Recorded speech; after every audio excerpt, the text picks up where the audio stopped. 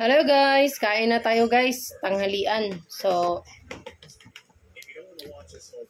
papasok na sana si Winwin, yung umulan ng malakas. Ngayon, hindi namin alam na titila naman pala yung ulan. Ano na, 11:30 na, wala nang oras. So, yung ulam natin guys, ito, talbos ng kamote, na mayroong kamatis at sibuyas. Ano siya,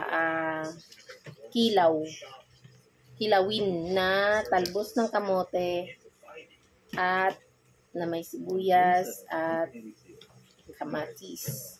So, yun siya guys. At mayroon din tayong paksiw na isda na galunggong. So, yung baon sana ni Winwin, itlog at saka kanin at saka paksiw.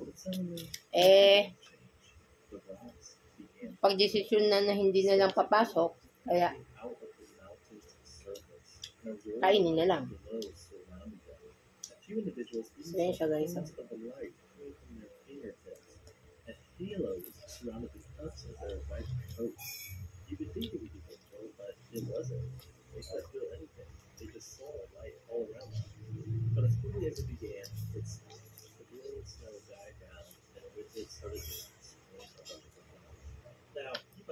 Tagal-tagal na akong hindi nakakain ng talbos.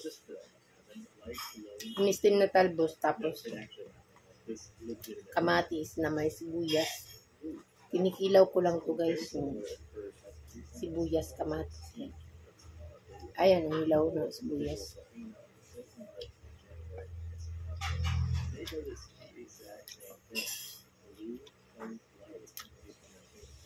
And it even has the bug just like the guys on Pepsi. It's a real thing. So what the heck is going on? Well, it's actually a super rare case of a phenomenon known as the St. Elmo fire. The St. Elmo fire is just one of many different. Natamihan ko ng suka, maasim. We're talking about today's video. If it emits some sort of light, that would have a problem. Okay, so before we talk about basic stuff like lightning and aurora, we're also going to talk about some of the stranger, rare words, electrical phenomena, such as ball lightning, or earthquake, or speed. What the heck is a speed? Well, we're going to find out.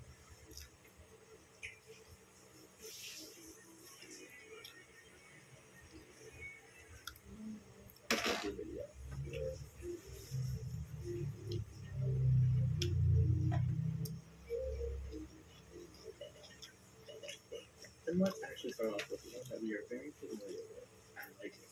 Lightning is a series of massive electrostatic discharges caused by a separation of positive and negative electric fields. Large storm systems.